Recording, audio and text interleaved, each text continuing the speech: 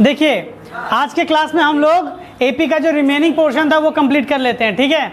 Some of the nth term का सवाल इसके अंदर आता है, वो सॉल्व करते हैं। देखिए आप अगर कहेंगे, देखो एपी का मैसेज पहले देखो सम ऑफ द nth टर्म, मैं पहले nth टर्म को लिख के दिखाता हूँ। एपी आपने क्या पढ़ा था? पहला टर्म ए, दूसरा टर्म क्या था? ए प्लस डी, ए प्लस 2d, इसी तरह चल रहा था कहाँ तक? nth टर्म की वैल्यू क्या थी? a plus n minus 1d, ये ना टर्म था। अगर कह दिया जाए इन सारे टर्म को आप ऐड कर दो, इन सारे टर्म को आप क्या कर दो? ऐड कर दो, तो वैल्यू क्या होगी?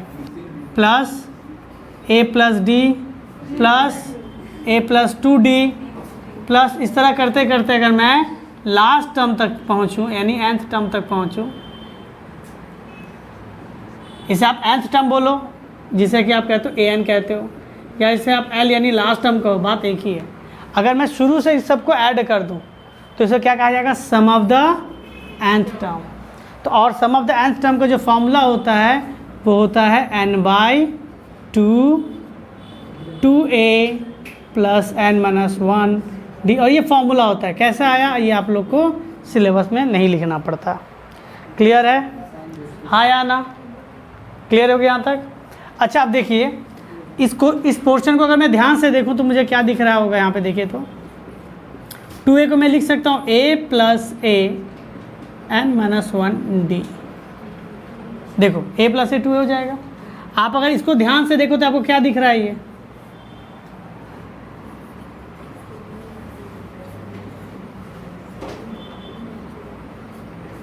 ये दिख रहा है आपको nth टर्म है। ये आपका क्या है?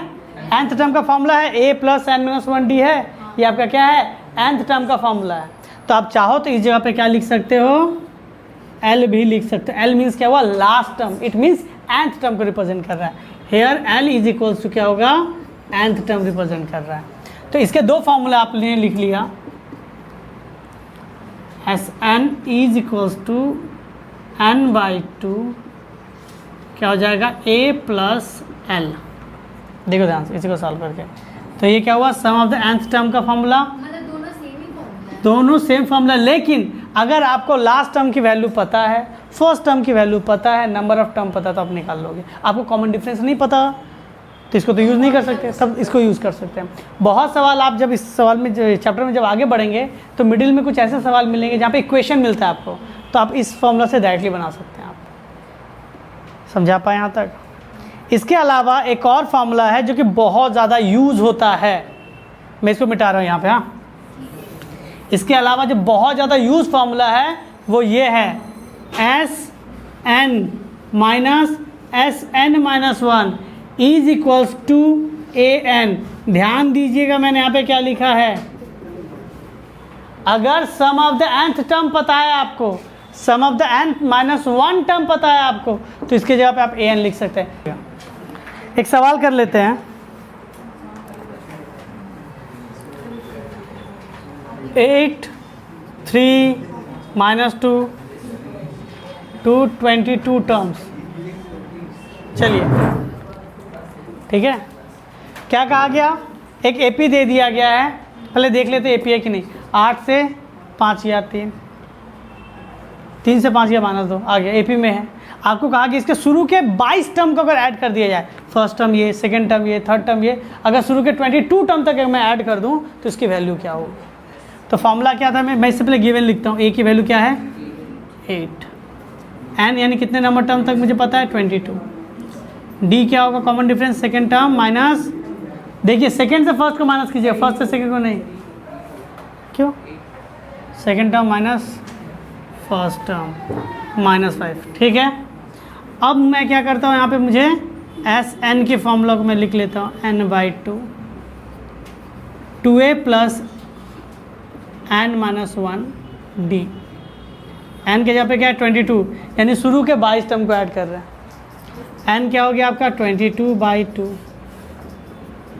2a के जगह पे लिख देंगे 8, 22 माइनस 1, डी के जगह पे क्या लिखेंगे? माइनस 5। 2 से जाएगा तो 11, 16 प्लस माइनस माइनस 5 इंटू 21, 105 105 से अगर 16 चला जाए 9 89 11 इंटू माइनस 89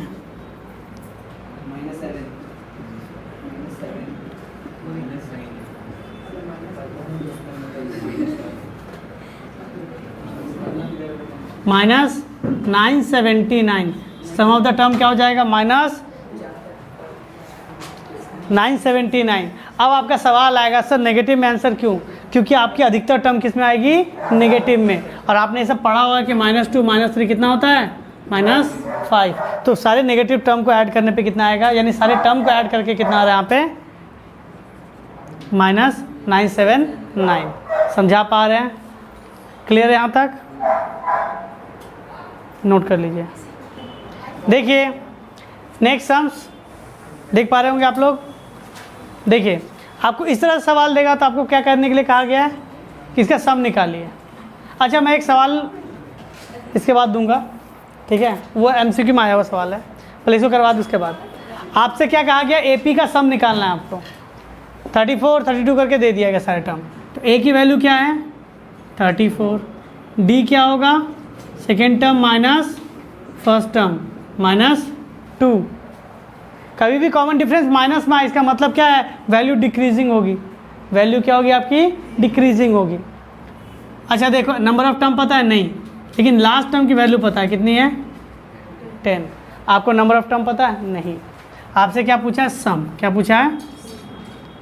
तो दो फॉर्मूला है मेरे पास, S N is equals to n/2 2a plus n-1d, और एक फॉर्मूला क्या था n/2 a plus last term. देखो फर्स्ट टर्म पता है हाँ, लास्ट टर्म पता है हाँ, नंबर ऑफ टर्म नहीं पता, नंबर ऑफ टर्म और एन यानी सम भी नहीं पता। कम से कम एक चीज़ ना पता हो तो निकाला जा सकता है। n पता नहीं है, a पता है, d पता है, एन भी पता नहीं है, कैसे सॉल्व किया जाएगा। तो सबसे पहले आप इससे निकालो कि इसका जो 10 है वो कितने नंबर टर्म में आता है। तो हम लोग मान लेते हैं कि nth टर्म में आता है। तो a के फॉर्म, इसको तो मैंने लास्ट डे करवाया था। तो लास्ट टर्म की वैल्यू पता है 10, फर्स्ट टर्म की वैल्यू पता है 34, नंबर ऑफ टर्म पता नहीं, कॉमन डिफरेंस कितना था -2। मैं आप लिख देता हूँ सॉल्यूशन ना, सॉल्व कर रहे हैं हम लोग। 10 - 34 ये हो जाएगा -2 n - 1 -24 -2 n - 1 minus cancel, 2 1 2 12 n - 1 12 +1, यानी कितने नंबर टर्म में आएगा ये 13। अब डायरेक्टली आप देखो सेकेंड फॉर्मूला आप लगाओ तो एक बार में बन जाएगा। तो क्या लिखेंगे, sum of the nth term is equal to n/2 a plus l, चाहो तो पहले से ही बन जाएगा। n कितना है 13/2, a क्या है, a की वैल्यू 34, लास्ट टर्म क्या है 10, 13/2 इंटू 44, 2 से गया 22, 13 और 22 का मल्टीप्लाई, 22 और 13 6 6 2 और 2 6 8 2 क्या हो जाएगा 286। तो sum of the given term will be 286। Note down कर लीजिए। आप लोग से जो मैंने कहा ना एमसीक्यू में सवाल आता है वो इस तरह का सवाल होता है, फाइंड द सम ऑफ, देखिए दो केसेस में आएगा, फाइंड द सम ऑफ, मैं दो चीज़ें इसमें दे रहा हूँ हाँ, फर्स्ट 10 नेचुरल नंबर, या फिर आपसे कह देगा सम ऑफ फर्स्ट 10 होल नंबर। अब आप इसका आंसर बताइए क्या होगा। जितना डेटा बताया गया उसके हिसाब से आप आराम से कह सकते हैं सम ऑफ फर्स्ट 10 नेचुरल नंबर और सम ऑफ फर्स्ट 10 होल नंबर, इन दोनों के आंसर क्या होगा, दोनों सेम होगा, अलग होगा, क्या होगा मुझे बताइए। चलिए देखिए 2 मिनट, अच्छा ठीक है देते समय। वेरी गुड, आप सब लोग में से मोस्टली ने सही बताया और बनाया भी है। पहला सवाल क्या कह रहा है, नेचुरल नंबर ना तो 1 से स्टार्ट होगा, 1 2 3 10 टर्म है तो लास्ट तक 10 ही होने वाला है। तो sum of the n term का फॉर्मूला क्या था, n/2 2a, some of the term है ना, n-1 d या n सब कर सकते, मैं दोनों लिख रहा था। आप अगर सेकंड फॉर्मूला से लिखना चाहें तो क्या होगा, sum of the 10th term 10/2, पहला टर्म 1 लास्ट टर्म 10, तो 10/2 इंटू 11 यानी क्या हो गया 55। और सेकंड का अगर बात करूं तो होल नंबर है तो 0 से स्टार्ट होकर कहाँ तक जाएगा 9 तक, कहाँ तक जाएगा 9, क्योंकि 0 से 1 से स्टार्ट होता तो 10 होता, एक कम है ना इसलिए 9। तो क्या होगा sum of the n/2 a plus l, n तो अभी भी टर्म 10 ही है, n क्या है नंबर ऑफ टर्म 10 ही है अभी भी, first term 0 last term 9, 5 into 9 यानी क्या 0 + 9 9 होता इसलिए 9। अब कहेंगे सर डायरेक्टली अब 10 माइनस करते तो भी तो आ जाता, शुरू के 10 से कम जाता, हो सकता है एग्जाम में फर्स्ट ना देके सिर्फ सेकंड वाला दिया हो, तब ऐसे निकाल लीजिए आपकी वैल्यू आ जाएगी, नोट डाउन कर लीजिए। देखिए नेक्स्ट सम्स सुन लीजिए क्योंकि इसका क्वेश्चन आपके स्क्रीन पे नहीं आएगा, तो ध्यान देकर थोड़ा सुन लीजिएगा। First term of AP is 5, first term of AP is 5 यानी A की वैल्यू क्या हो गई 5, and the last term is 45 यानी AN की वैल्यू क्या हो गई 45। द सम इज 400 यानी n टर्म का सम कितना हो गया 400। Find the number of term and common difference, हमसे क्या कहा गया नंबर ऑफ टर्म निकाल के दिखाइए और कॉमन डिफरेंस निकाल के देखिए। ये आपका हुआ गिवन पे हाफ मार्क्स। सॉल्यूशन क्या होगा, देखो अगर नहीं समझ आता ना तो सारे फॉर्मूला कॉपी पे साथ में लिख के रखो। अब देखो कौन कौन सा फॉर्मूला पुटअप करके वैल्यू चीज़ें निकल सकती हैं। आपका AN क्या था a + n-1 d, SN क्या था n/2 2a + n-1 d, SN क्या हो गया n/2 a + l मतलब क्या होता है AN टर्म। हाँ अब देखो आपको डेटा क्या पता है, SN पता है, हाँ SN पता है, SN पता है, AN पता है, हाँ AN पता है, A पता है, हाँ A पता है, यहाँ से नंबर ऑफ टर्म निकल जाएगा। कौन सा टर्म निकलेगा नंबर ऑफ टर्म निकल जाएगा। सो हम लोग कौन सा फॉर्मूला यूज़ करेंगे, SN = n/2 a + l, SN के जगह पे लिखेंगे 400, नंबर ऑफ टर्म पता नहीं है, A के जगह पे क्या लिखेंगे 5, लास्ट टर्म के जगह पे 45, 400 ये 2 उधर गुना होगा तो इंटू 2, ये n हो जाएगा 50, 400 into 2/50 is equal to n 0 0 16th term n की वैल्यू आ गई। अब n की वैल्यू आ गई, आपसे कहा गया है d निकालने के लिए, तो आप इस फॉर्मूला का यूज़ करो, ज़्यादा इजी हो जाएगा। अब इसमें मत यूज़ करने जाओ क्योंकि सर सारे वैल्यू तो पता है, हो जाता कॉम्प्लिकेशन आ जाए, इजी फॉर्मूला पे जाएंगे हम लोग, इस पर भी निकल जाएगा। SN पता है, अब n पता है, a पता है, n पता है, तो d निकल जाएगा। लेकिन क्यों ना मैं इस पर बनाऊँ, ज़्यादा ईजी रहेगा। AN = a + n-1 d, n term की वैल्यू मुझे पता है 45, ठीक है। a क्या है 5, n कितना हो गया 16 -1 d, ये उधर हो जाएगा, क्या होगा 45 - 5 इज इक्वल टू 15 d, तो क्या हो गया 40 15 d, d is equal to 40/15, 5 3 = 5 8 d की वैल्यू क्या हो गई 8/3। कौन सा AN पे तो लगाए पहला वाला, ये वाला नहीं, वो नेचुरल नंबर में, इसमें नहीं नेचुरल नंबर में ये वाला। जो क्वेश्चन दिए थे तो आपको A पता था, 10 पता था, D पता था, AN पता था, सब तो पता ही था, क्या निकालते आप। आपको तो लास्ट टर्म पता ही था 10 उसमें होता, पहला टर्म एक ही था, 10 टर्म है, D कॉमन डिफरेंस 1 ही है, इससे क्या आपका लाभ होता। चलिए इसका आंसर देख लेते, इसकी आंसर कितनी आ रही है, कितना है 4 का 1,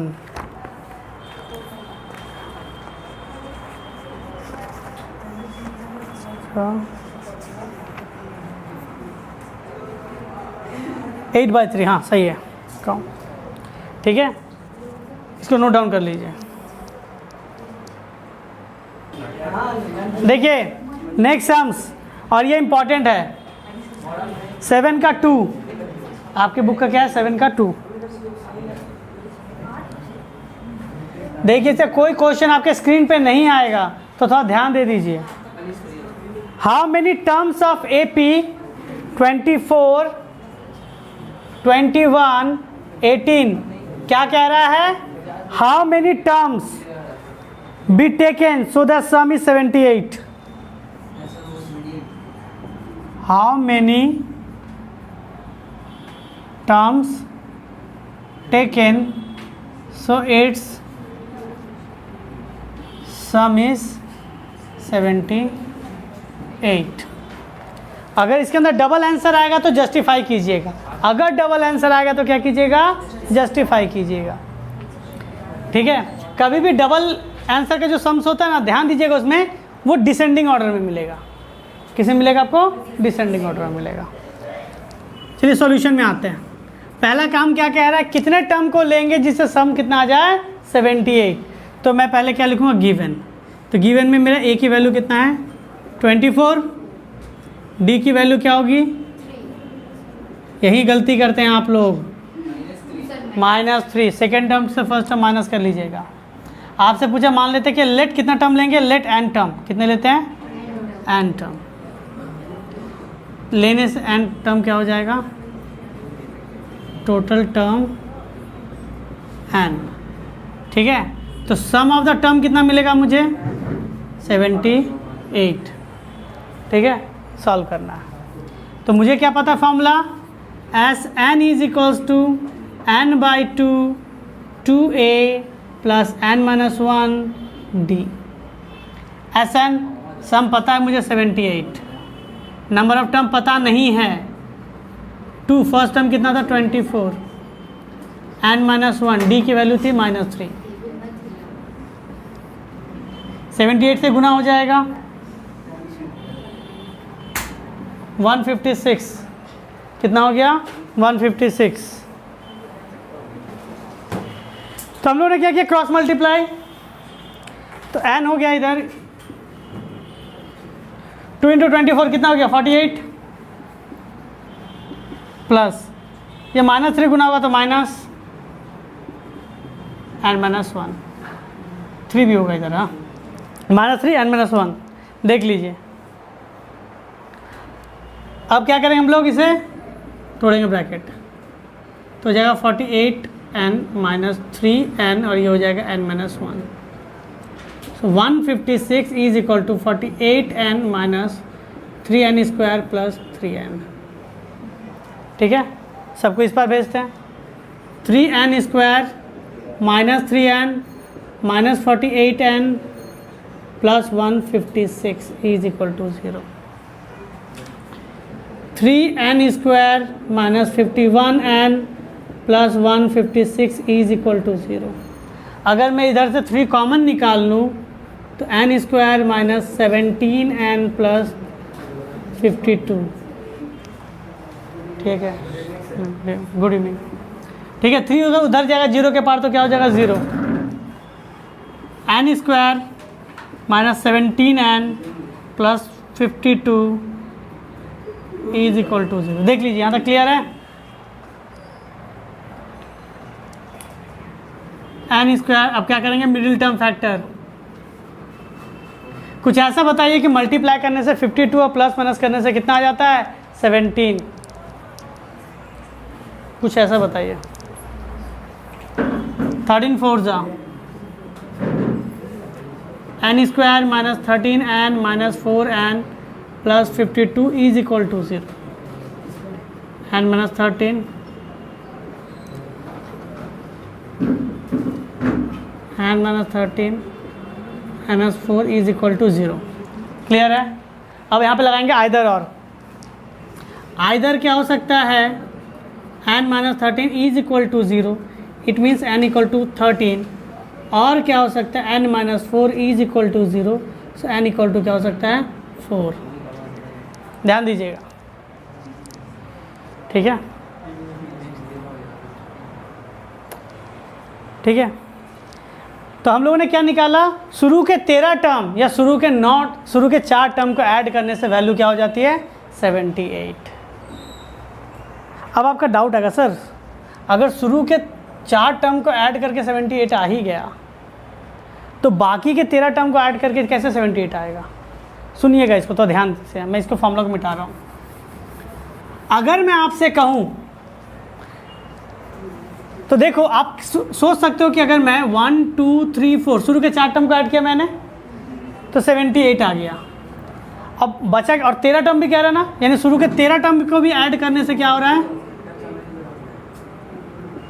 13 टर्म को ऐड करने से भी कितना हो रहा है, 78। इट मीन्स 5 से लेके जो 13 टर्म है इसको ऐड करने से कितना आ रहा होगा, 0। ठीक है, इसलिए ये क्या हो गया, आपस में कैंसिल होकर 0 हो गया, वापस 78 दे दिया। एग्जाम्पल के तौर पर इस तरह समझिएगा। अब यहाँ से वैल्यू देखिएगा, अगर मैं बात करूँ 20, ध्यान दीजिएगा इस सवाल में 5 कमा रहे हैं, हाँ कितना हो जाएगा 15, फिर क्या हुआ 10, 5 -5 -10 -15। अगर आपसे मैं पूछूं कितने टर्म का सम कितना होगा 35, तो एक आंसर आ रहा है 20 + 15 35। शुरू में कितना टर्म को जोड़ के आ रहा है 2। अगर आप ध्यान देंगे तो आपको नज़र आएगा, अगर मैं इस टर्म को देखूं यहाँ से यहाँ तक, इसका सम क्या है -5 + 5 0 -10 + 10 0। इट मीन्स 1 2 3 4 5 6 7, यानी सम ऑफ 7 टर्म विल बी 35। शुरू के 7 टर्म जोड़ने से 35 आएगा। और देख पा रहे क्या, शुरू के 2 टर्म को जोड़ के भी कितना आ रहा है 35। It means from 3rd to 7th the sum will be 0. So it have double answer। Same इसी के लिए बताया मैंने, शुरू के 4 टर्म में ही आपकी वैल्यू आ गई थी, और बाकी जो 5 से 13 बच रहा है वो क्या है आपका, वो बाकी आपस में सम करके 0 दे देता है, इसीलिए इसका डबल आंसर है। समझा पाए, नोट कर लीजिए। देखिए next sums, the sum of first 6 term of AP is 36। Sum of first 6 term is 36। समझा पा रहे हैं, and that first 16 term is 256, और शुरू के 16 टर्म का सम कितना है 256। Find the sum of first 10 term. हमसे क्या कहा गया, find the sum of first 10 term. Clear है, सॉल्यूशन देखो, S N is equal to क्या होता है n/2 2a + n-1 d। Clear है। अब पहला डेटा से मुझे क्या पता है, S6 से n की वैल्यू कितनी है यहाँ पे, सम ऑफ 6 वैल्यू कितना है 36, यही ना। तो S6 6/2, फर्स्ट टर्म पता नहीं है 6 - 1, d पता नहीं है, ये कटेगा 3। S6 की वैल्यू क्या हो गई 36, इधर हो गया 3, 2a + 5d 12। अरेंज करके सही सजा के लिखते हैं तो क्या आ गई वैल्यू, देखिए 2a + 5d, ये कट गया तो 12, इक्वेशन 1। समझा पा रहे हैं। S6 n के जगह पे डाल दिए 6, n के जगह पे डाल दिए 6, a पता नहीं है, n पता है, d पता नहीं है, डाल दिए तो वैल्यू आ गई यहाँ। नाउ जब n की वैल्यू कितनी कह रही है 16, S16 कितना 256, तो S n के जगह पे क्या लिखेंगे 16/2, देखो n के जगह पे 16/2, 2a 16 - 1 d। S16 की वैल्यू 256, 2 से 8 टाइम में 2a 15d, तो क्या हो गया 2a + 15d is equal to 32, equation 2। देख लीजिए, ठीक है। अब हम क्या करेंगे, इक्वेशन 1 और इक्वेशन 2 को यूज़ करेंगे। बाय इक्वेशन 1 और 2, हाँ कहिए, 2a + 5d is equals to 12 2a plus 15d is equal to 32, minus minus minus cut गया, माइनस 10d माइनस 20, डी की वैल्यू हो गई क्या, माइनस 20 बाई माइनस 10, डी की वैल्यू क्या आ गई 2, डी नहीं डी की वैल्यू आई, S10 पूछा है। उसमें ए हाँ, putting the value of D in equation 1, so equation 1 become 2a plus 5d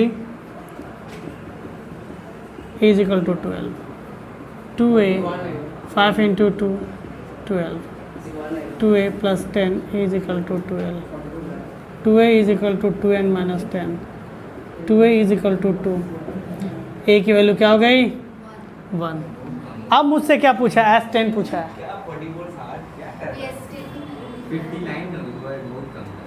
तो क्या हो जाएगा n by 2, 2a plus n minus 1d, 10 by 2, देखिए n क्या यहाँ पे 10 है, a की वैल्यू कितनी निकली है 1,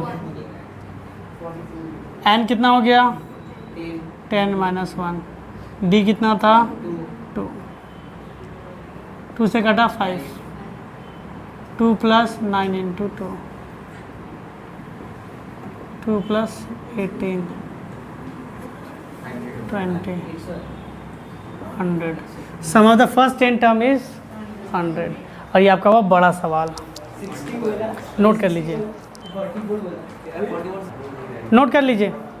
अब देखिए नेक्स्ट सवाल क्या आ सकता है आपका, find the sum of first 15 multiple of 8, क्या आ सकता है मल्टीपल ऑफ 8। देखिए मैं तो सॉल्व नहीं करूँगा, मैं आपको पैटर्न बताऊँगा। तो देखिए 8 का पहला मल्टीपल क्या है, 8 का पहला मल्टीपल क्या, आपको देखो 8 कह दिया है, तो 8 का मतलब क्या होता है, पहला मल्टीपल 8 इंटू 1, दूसरा क्या होगा 8 इंटू 2, ऐसे चलता जाएगा। तो पहला मल्टीपल क्या होगा बता सकते हैं आप, 8 1 सा 8, दूसरा क्या होगा 16, और लास्ट मल्टीपल क्या होगा, मैं यहाँ पर सॉल्यूशन में लिख देता हूँ, 15th मल्टीपल क्या होगा आपका 15 8 सा यानी 120, हाँ या ना। ए पता है 8, आपको डी पता है, हाँ second term minus first term, N पता है कितना टर्म कह रहा है 15 टर्म कह रहा है, एल पता है यानी लास्ट टर्म पता है, हाँ सर पता है। आप यहाँ से सम ऑफ द nth टर्म निकाल सकते हैं, क्लियर हो गया।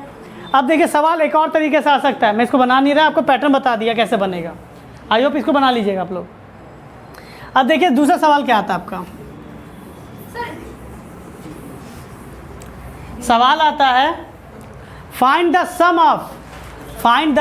सम of all 3 digit multiple of या डिविजिबल बाई 5, ऐसा कुछ आएगा नंबर, क्या आएगा 3 डिजिट वाले कितने 7 के मल्टीपल है, 3 डिजिट वाले ध्यान दीजिएगा क्या आएगा 3 डिजिट वाले कितने 7 के मल्टीपल है, सबका सम बताइए, ध्यान दीजिएगा। तो 7 का पहला मल्टीपल क्या होगा, जो 3 डिजिट का होगा, 7 से 100 को डिवाइड करेंगे,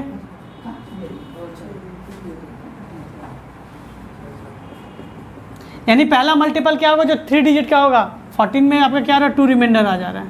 तो first multiple of 3 digit, first multiple of 7 and 3 digit is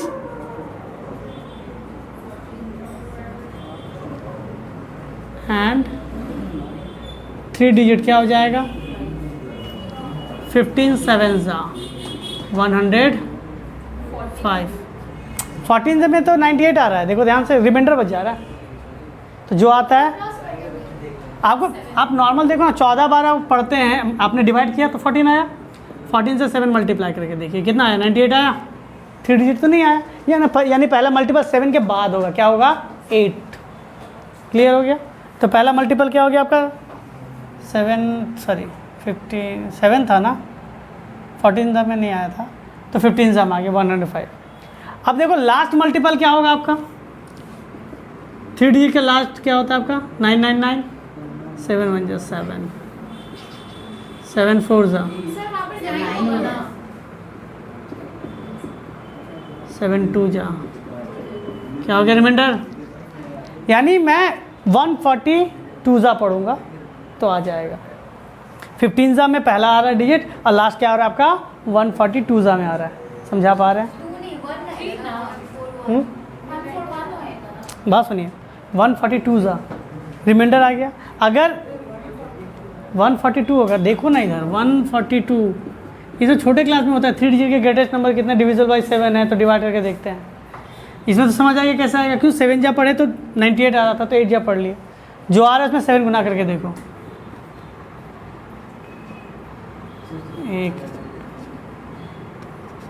994 क्या हो जाएगा 994। तो क्या होगा last multiple of 7 and 3 digit, 3 digit क्या हो जाएगा 7 में कितना जा पढ़ना पड़ेगा 142 जा, कितना आएगा 99। क्लियर है? अब देखो नंबर ऑफ टर्म निकाल सकते हो आप। नंबर ऑफ टर्म कैसे निकलेगा, कितने नंबर ऑफ टर्म लगे। पहला टर्म कितने से स्टार्ट हो रहा था 15 जा से, लास्ट टर्म कितने से स्टार्ट हो रहा है 142 जा से। तो नंबर ऑफ टर्म क्या हो जाएगा 142 माइनस 15 127। कितना टर्म लगेगा 147। तो sum of the nth term का फॉर्मूला क्या लगाएंगे n/2 a प्लस l लगा सकते हैं क्या। नंबर ऑफ टर्म मुझे पता है 127। पहला टर्म क्या होगा मेरा 105, लास्ट टर्म क्या होगा मेरा 994। 127/2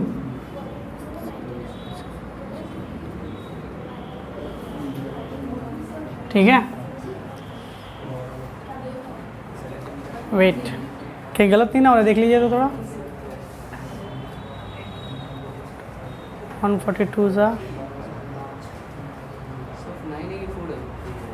NN4 हो रहा है। टोटल कितना टर्म लगे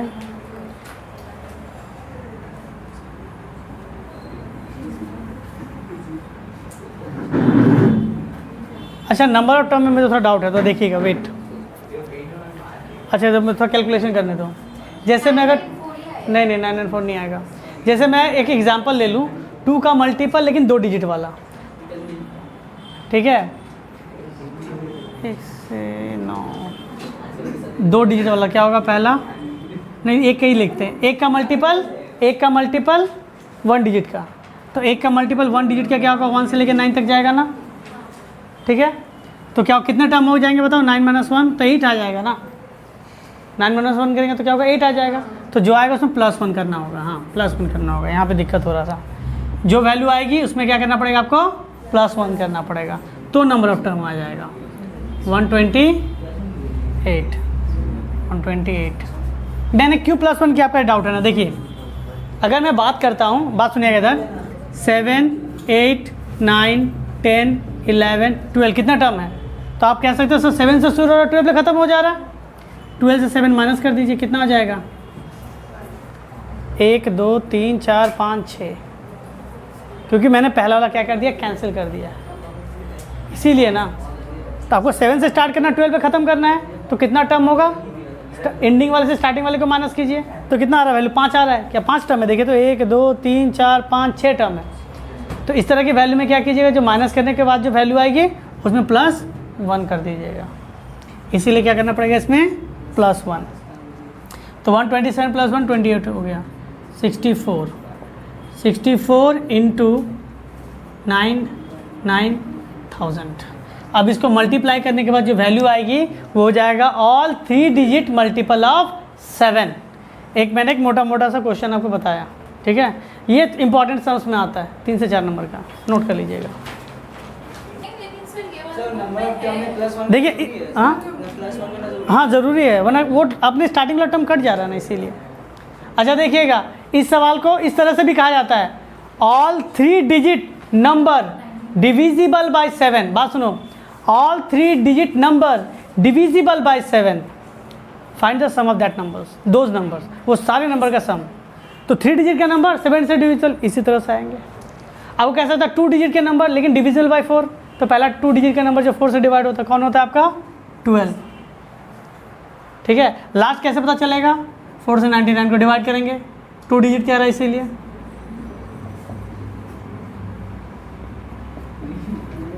यानी 24 आ रहा है। देखो कभी भी ग्रेटेस्ट नंबर को डिवाइड करोगे ना आप लास्ट वाले को, तो जो आ जाएगा उसी को लिख लेना है।